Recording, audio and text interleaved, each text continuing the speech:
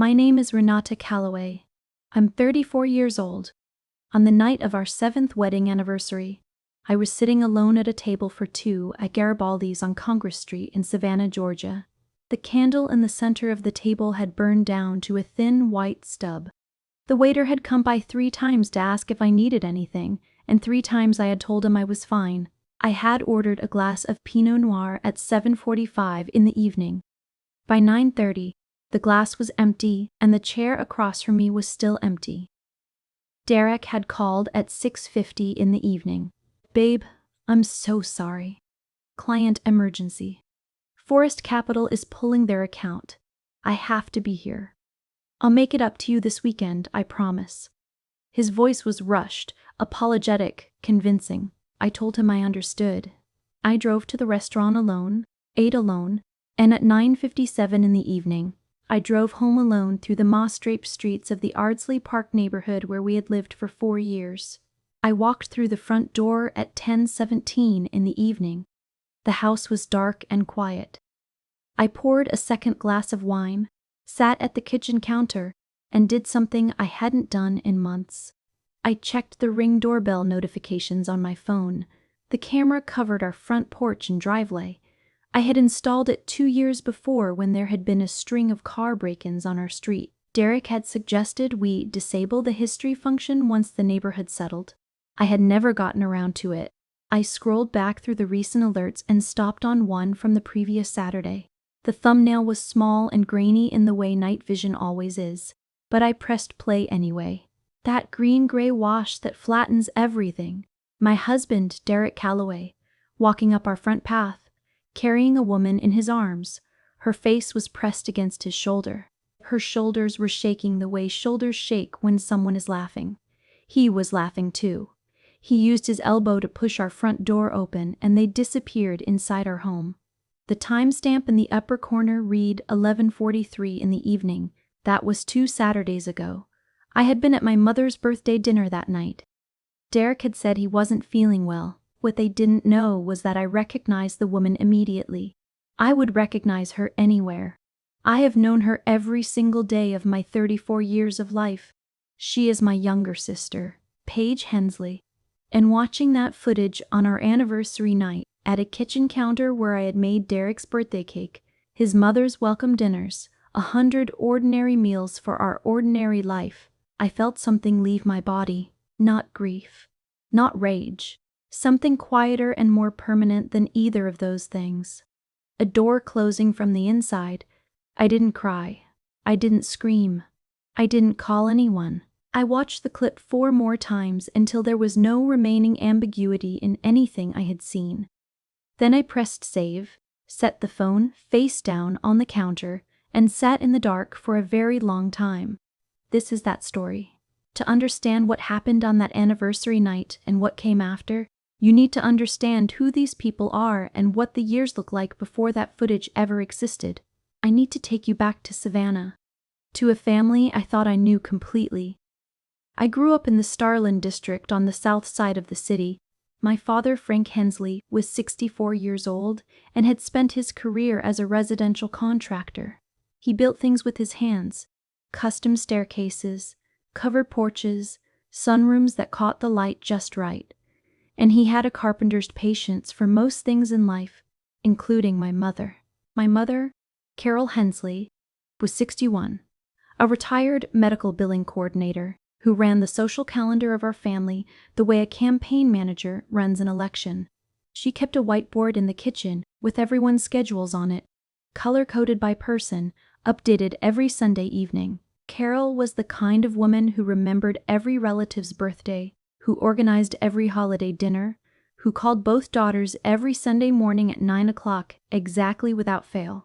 And then there was Paige Renee Hensley, 29 years old at the time of our anniversary, 5 years younger than me, 5 inches shorter, and approximately 5 decibels louder in every room she ever entered. Paige worked as a marketing coordinator for a boutique hospitality firm in downtown Savannah. She had my mother's dark eyes and my father's stubbornness, and something that was entirely her own, an ability to walk into any situation and become immediately, effortlessly, the person everyone was looking at. Growing up, I had accepted this as simply the nature of things. Paige was the pretty one, the funny one, the one people gravitated toward. I was the steady one, the responsible one, the one who organized things and made sure they ran smoothly. That division had been established so early in our lives that by the time we were adults, neither of us questioned it. What I didn't see then, or refused to see, was that Paige had always needed to be chosen, not just liked. Chosen. Over me, specifically. It was never enough for her to win something. She needed to win something I also wanted. I met Derek Calloway in October of 2015 at a mutual friend's gallery opening in the historic district. He was 32 at the time, a financial advisor at a firm called Pinnacle Wealth Group on Abercorn Street. Charming in the way that well-dressed men at gallery openings often are. He was the first person to ask about my work that night.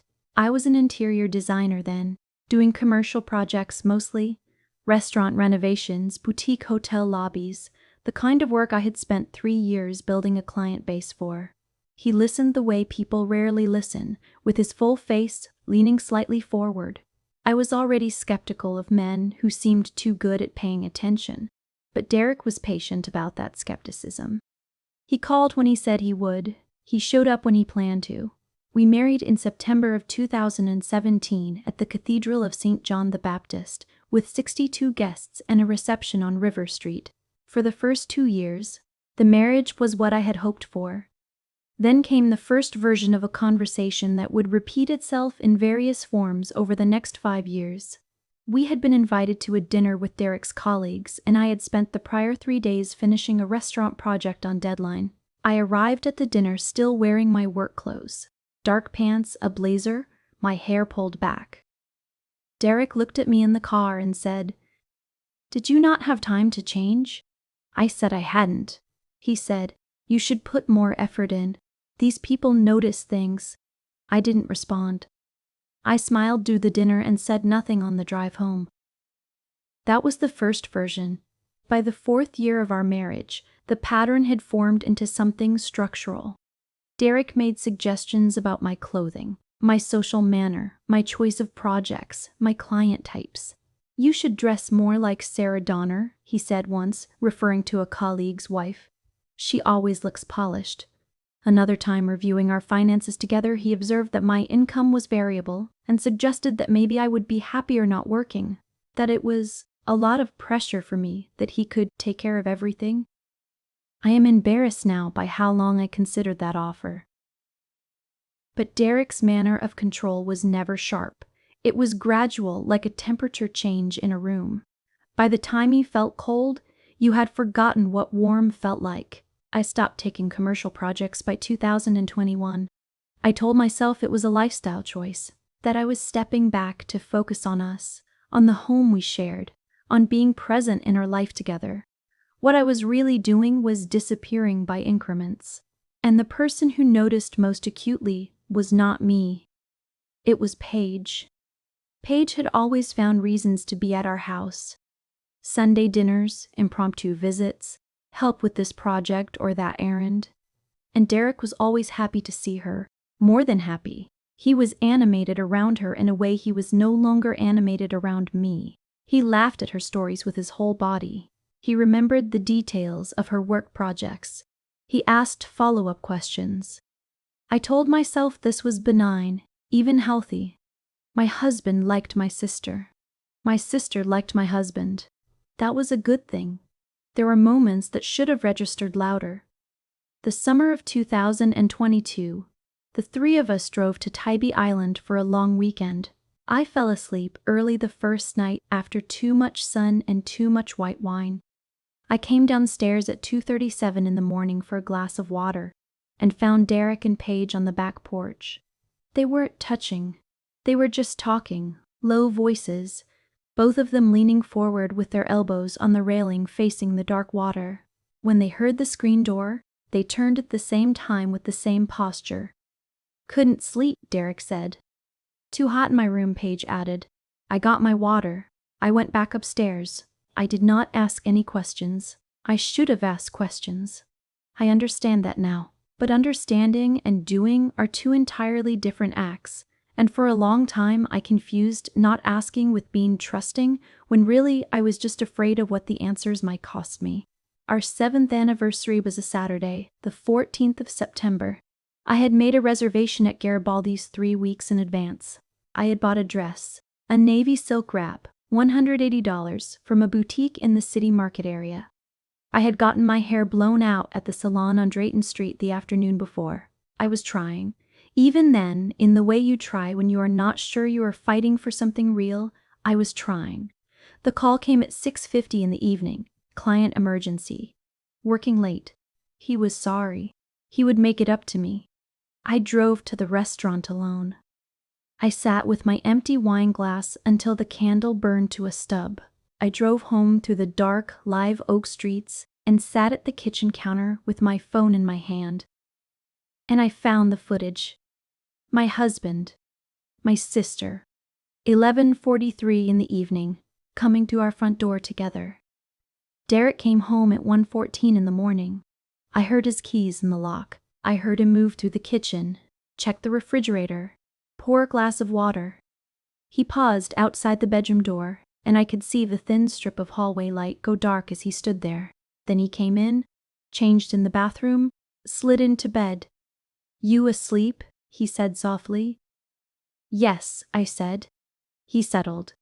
Within 12 minutes, his breathing was steady and even. I lay with my eyes open until 4 in the morning. And then I made a decision. It was not a dramatic decision. There was no moment of fist-clenching resolution, no flood of tears in the shower that people describe when they reach their breaking point. It was quiet, almost clinical, made somewhere behind my ribs in a place that had been keeping careful count, without my permission, for longer than I had realized. I was not going to confront Derek. I was not going to call Paige. I was not going to cry in front of either of them, or rage, or demand explanations that would only produce performances of remorse.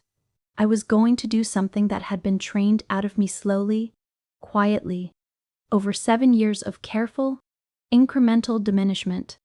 I was going to get to work. At 4:47 in the morning on September 15th, I opened my laptop and wrote myself a single sentence in a new blank document: "Never let them see you planning." Over the next 6 days, I did 3 things. I made copies of the ring footage and stored them in 3 separate places: a USB drive in a safety deposit box at a Wells Fargo branch on Bull Street, a second copy saved to a Google Drive account Derek had no access to, a third copy emailed to myself from a new email address I created using a library computer at the branch on Forsyth Park on the afternoon of September 17th. I did not use my phone to create the account. I did not use our home Wi-Fi. I was careful in the way I had not been careful about anything in years. And the carefulness felt like waking up after a very long sleep. The second thing I did was call my closest friend, Simone Okafor, on September 18th. Simone and I had been friends since our sophomore year at Savannah College of Art and Design. She was a graphic designer who had moved to Atlanta in 2019, but we spoke every week without fail. I called her from the parking lot of Forsyth Park at 3 in the afternoon with my engine running and the windows rolled up. I told her everything. She was quiet for a long moment. Then she said, "Okay, what do you need?" That was why Simone was Simone. I told her I needed a family law attorney referral, someone sharp, someone patient. She sent me a name by text within 4 hours: Catherine Marsh, partner at Langford and Marsh on East Broughton Street. Simone had used her for an asset protection matter 2 years prior and had said she was the kind of attorney who made the other side feel tired before the first filing. The third thing I did was reach out to a former professional contact, a woman named Louise Tran, who ran a boutique hospitality consultancy based in Charleston, South Carolina. Louise and I had collaborated on 2 projects in 2000 and 2010s, a small inn renovation in Beaufort and a bar refresh in Charleston's French Quarter. She had reached out to me twice in 2022 when I had been stepping back from design work, and I had declined both times, citing personal priorities. I called her now from a coffee shop on Bull Street on September 20th, sitting in the far back corner with a cup of coffee I didn't touch. She picked up on the second ring. "Renata Calloway," she said. "I was wondering when you'd call back." I told her I was back. She laughed, short and bright. "Good, I have something significant I'd like to discuss with you." In October, I met with Catherine Marsh for the first time. Her office was on the third floor of a building on East Broughton Street, overlooking the pitched rooftops of the historic district through tall windows. She was 48, compact, with the kind of organized stillness that experienced attorneys carry in every gesture. I placed everything on her desk. The ring footage, printed screenshots of text messages I had carefully photographed from Derek's phone on the morning of September 21st, when he left it unlocked on the bathroom counter while he showered. The messages between Derek and Paige spanned 8 months. The earliest one I found was dated January 13th. What those messages contained removed any remaining ambiguity about the nature of what I had been living alongside. Catherine reviewed every item I placed in front of her. When she was done, she removed her reading glasses, set them on the folder, and said, "You have everything you need." She quoted me her retainer, $7,500. I wrote the check from an account Derek had no knowledge of. I had opened it quietly, in my name only, at a different bank branch on September 22nd. I had been making modest cash withdrawals from our joint account each week, $200 one week, $150 the next, and depositing them into that account. It was not the sophisticated financial strategy of an expert. It was the pragmatic instinct of a woman who understood she needed to be standing on her own ground before the ground shifted beneath her. Catherine advised patience. She advised documentation. She advised that I continue living normally and observing carefully. I was extraordinarily good at that. 7 years of careful, quiet observation had given me skills I hadn't recognized as skills at the time. I had been trained to watch without reacting. Now that watching had a purpose. In November, Louise Tran came to Savannah. We met at a table at a cafe on Abercorn Street on November 4th, a Tuesday afternoon, the light coming through the windows at that flat November angle that makes everything look considered. She told me about the project. The Marshfield Hotel Group, a collection of 4 boutique properties in coastal Georgia and South Carolina, was undergoing a full interior rebranding. They needed a lead designer. They had seen my portfolio through a mutual contact in the Charleston hospitality industry. They were interested in a formal proposal. If the proposal was accepted, the contract value would be $280,000 over 18 months. I sat with that number for a moment. I picked up my coffee cup. I said, "I'll have the proposal to you by November 14th. Louise smiled slowly. "Welcome back, Renata." I worked on that proposal every morning from 5 to 8, while Derek slept, on my laptop, in the kitchen, with the back door closed and music on softly. I had reorganized a portion of the guest room into a workspace Derek had no reason to enter. I filed for an LLC on November 7th, Beridian Design Studio, LLC, through the Georgia Secretary of State online portal. I paid the $100 filing fee for my new account. By November 9th, the state confirmation arrived in my separate email inbox. In the eyes of the state of Georgia, I was back in business. I was building something. I was building it entirely in silence. Derek, during this entire period, continued to be Derek. He brought home flowers twice in October. He suggested weekend trips. He made dinner reservations at places I used to love. He was performing the remorse of a man who believed the crime had gone undetected, and his performance was seamless, because he had 7 years of practice calibrating exactly how much attention I required to stay comfortable and ask no questions. He said things like, "I've been distracted lately and I want to be more present," and "I think we should take a real trip together, just us." I agreed to everything. I smiled and agreed and thanked him and meant none of it. I was the most agreeable version of myself I had been in years, and Derek interpreted this as the natural return to equilibrium. He had no idea. That was the point. That had always been the point. On November 14th, I submitted the proposal to Louise. On November 18th, At 2:14 in the afternoon, she called. The Marshfield Hotel Group's leadership team had reviewed and accepted it. I signed the contract on November 21st. $280,000 over 18 months. The first installment, $60,000, arrived in the Meridian Design Studio account on November 22nd, a Friday, at 10:43 in the morning. I sat in my guest room studio and looked at the number on my screen for a full minute. I did not feel triumphant. I felt something steadier than that. I felt ready. That same week, Derek announced that he was planning a dinner. A proper celebration of our anniversary, he said, since he had dropped the ball in September. He wanted to do it at the old Pink House on Reynolds Square, our family's restaurant, a restored mansion where we had celebrated every important occasion of our marriage. He had a reservation for Saturday, November 29th at 7 in the evening, and he had invited both sets of parents and 4 of our closest couple friends, 14 people in total, gathered to toast the marriage he believed was intact. A real celebration, he said. Something we'll always remember. I told him that sounded perfect.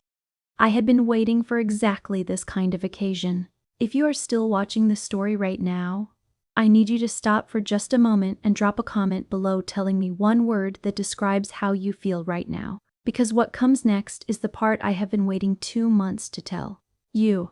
And while you're there, please subscribe if you haven't already. Every subscription tells me that these stories matter, and I promise you, the next part of this one will stay with you. Catherine filed on November 25th, a Tuesday. The petition for dissolution of marriage, citing adultery, was filed in Chatham County Superior Court. The process server's name was Robert Gilder.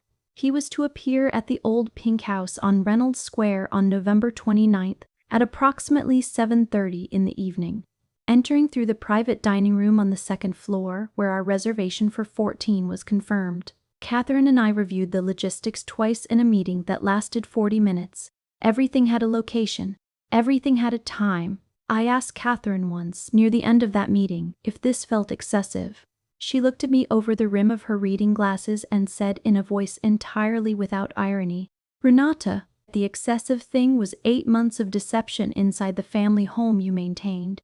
November 29th arrived on a Saturday that felt like every late autumn Saturday in Savannah. The live oaks along the squares draped in Spanish moss catching the last flat light of the afternoon, the smell of salt and tidal water drifting north from the river, the streets of the historic district already glowing with early Christmas decorations. I got dressed at 5:45 in the evening. I wore a dress I had bought specifically for that night, a deep burgundy wool crepe, tailored to fit precisely, the kind of dress that communicates calm authority without announcing itself. I wore my grandmother's pearl earrings, which I had not worn since our wedding day. I drove separately from Derek. I told him I needed to stop by my parents' house first. Simone had driven down from Atlanta the night before and was waiting for me in the parking structure on State Street. She was holding a bouquet of calla lilies, white, long-stemmed, elegant, and entirely incongruous with the occasion, because, as she put it, you should have flowers in your hand when you walk in. It confuses people. She pressed them into my arms and held my face in her hands for a moment. "You look like someone who knows everything," she said. I said, "That's because I do." We both laughed, the kind of laugh that only exists between people who have known each other long enough to find the serious things funny and the funny things serious. We walked to Reynolds Square together in the early dark, our heels on the brick sidewalk, the night air cool and smelling of the river. The old Pink House was warm and loud with the particular elegant noise of a white tablecloth dining room at full capacity. Our private dining room was on the second floor, a room with tall windows and pale green walls and the kind of candlelight that makes everyone look like a painting. By 7:15 in the evening, the room was full. Derek's parents, Robert and Helen Calloway, were already seated. Robert in his good suit, Helen in the coral dress she wore to every special occasion. My parents were at the far end of the table. My father Frank in his tie and slacks, looking the way he always looked when he was somewhere he hadn't chosen, quietly alert. My mother Carol with her reading glasses pushed up on her head, already in conversation with the Donners. Paige was seated to my mother's right in a black dress, her hair done, her smile in full working order. She had texted me earlier that week. "Can't wait to celebrate you guys tonight. Wearing black. Don't want to clash." I had replied with a heart emoji. I had found that particular act of composure, that little red heart, one of the more precise things I had done in 2 months. I sat down across from Derek at 7:20 in the evening. He looked relieved to see me, the specific relief of a guilty person watching something they dreaded fail to immediately go wrong. He reached across the table and squeezed my hand. "You look beautiful," he said. I said, "Thank you," and meant it as a complete and self-contained sentence, nothing attached. Drinks were poured. Menus were considered. The table had the warm, full noise of 14 people who believed themselves gathered to celebrate. At 7:32 in the evening, Derek stood from his chair and clinked his glass with a fork. The table quieted. He smiled at me with his most practiced public warmth and began. "7 years ago, I stood in front of 62 people and promised this woman the best version of my life. I haven't always delivered on that promise." Light. Knowing laughter from around the table. "But she is still here, and she is still the most remarkable woman I know. And tonight, we celebrate her." He raised his glass. "To Renata." 14 voices echoed the toast. I watched Paige raise her glass and bring it to her lips without meeting my eyes. I watched my mother smile. I set down my wine. I did not raise my glass to return the toast. Instead, I reached into my evening bag and placed a small manila envelope on the table in front of me. The room had not yet registered the silence because it was still settling from the noise of the toast.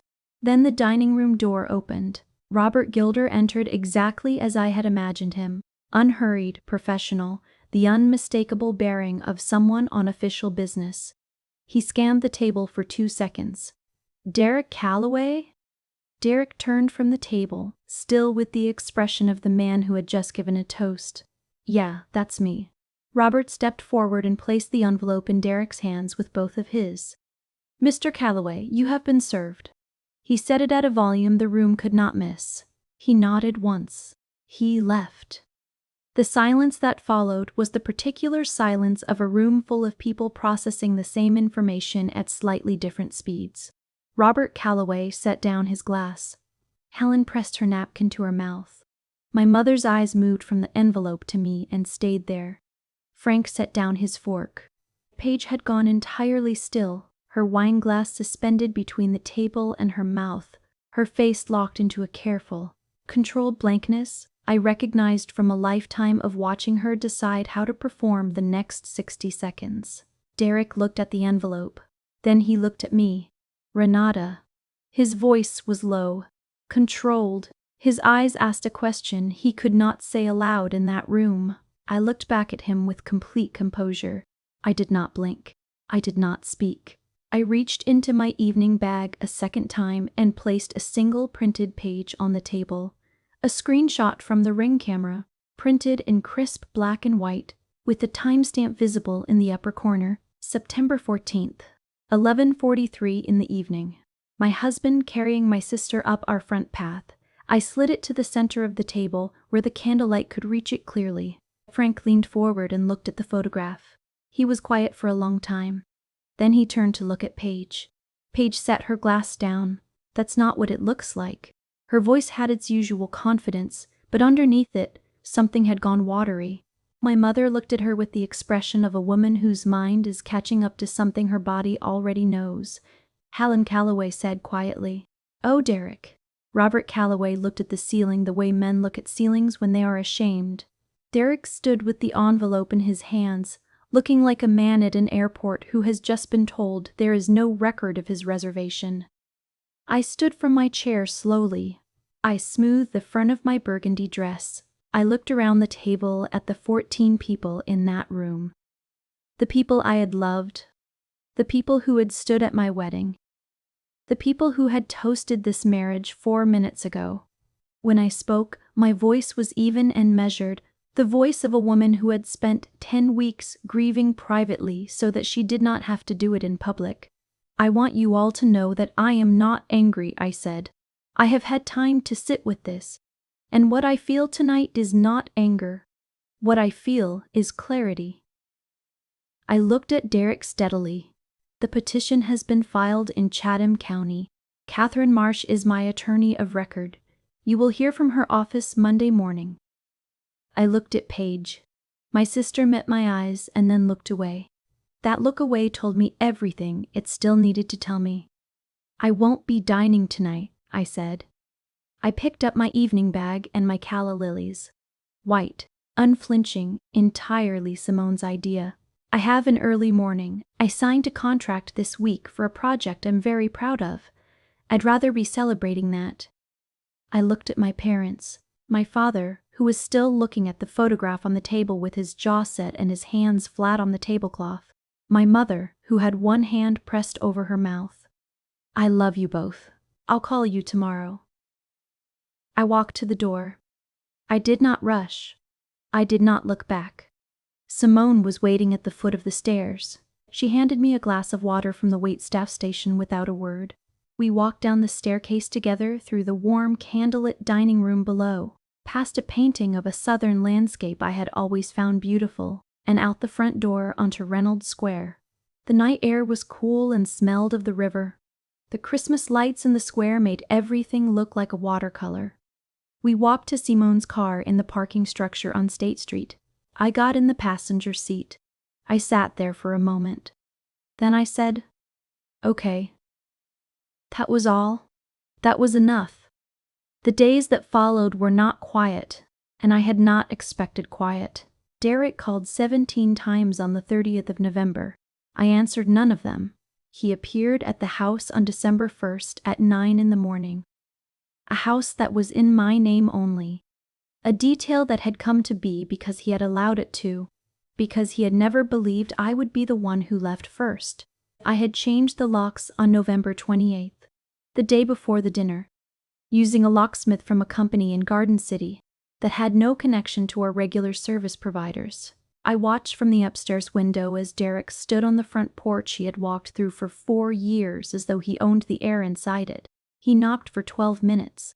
Then he left. Paige called my mother the night of November 29th, after midnight.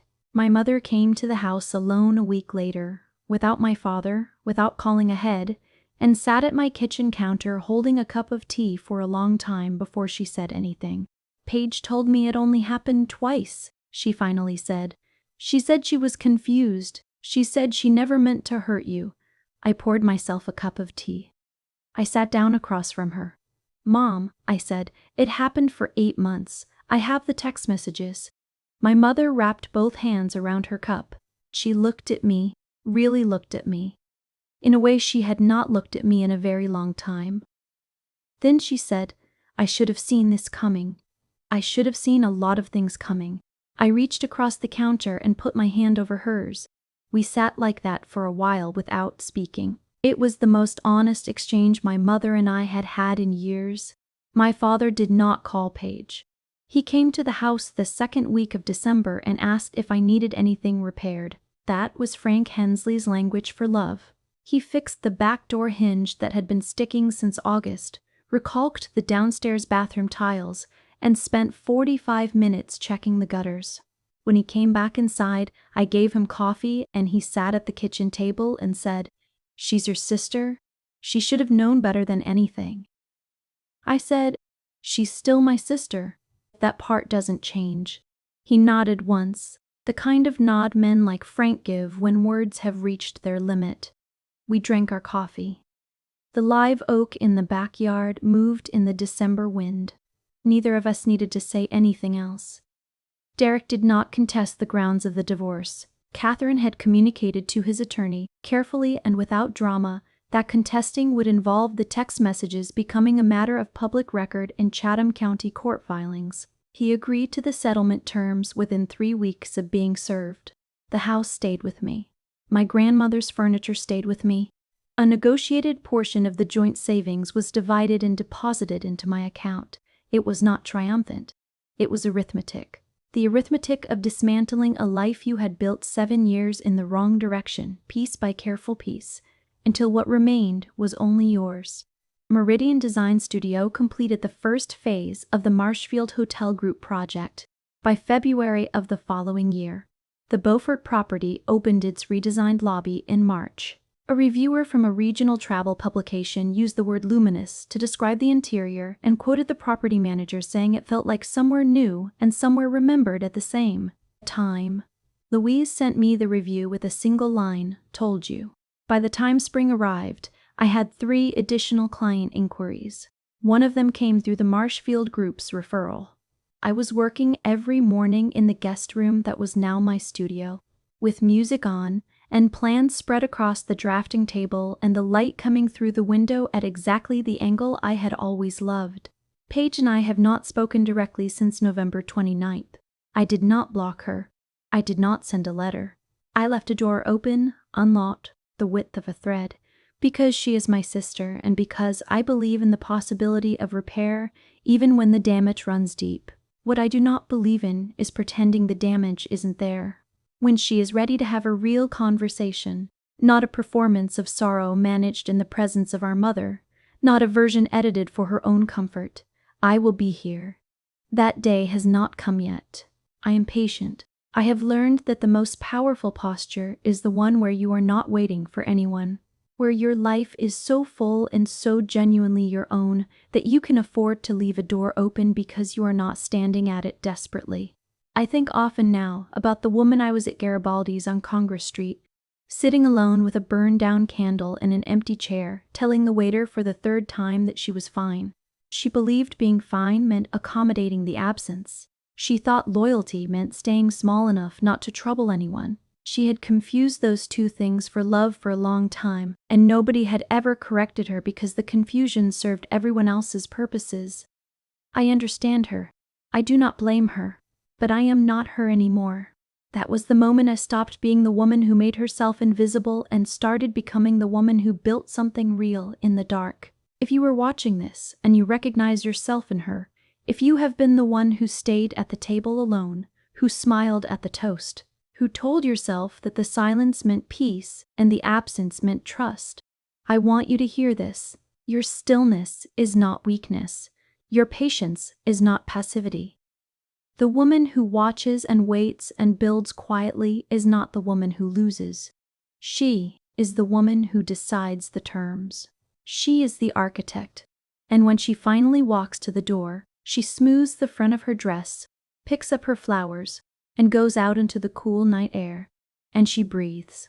You do not have to perform your pain for the people who caused it. You do not have to collapse in front of them. You do not have to beg for acknowledgement from a room that was never properly paying attention. Build something. Build it in silence. And when the moment comes, and it always comes, let your presence say every single word you never spoke. That is the loudest comeback. And it is built entirely in silence. To every woman watching this who has been underestimated or overlooked or quietly erased from her own story, I see you. I am you. And what they don't know about you is always more powerful than what they do. What would you have done on the morning of September 15th, sitting at that kitchen counter with that footage on your phone?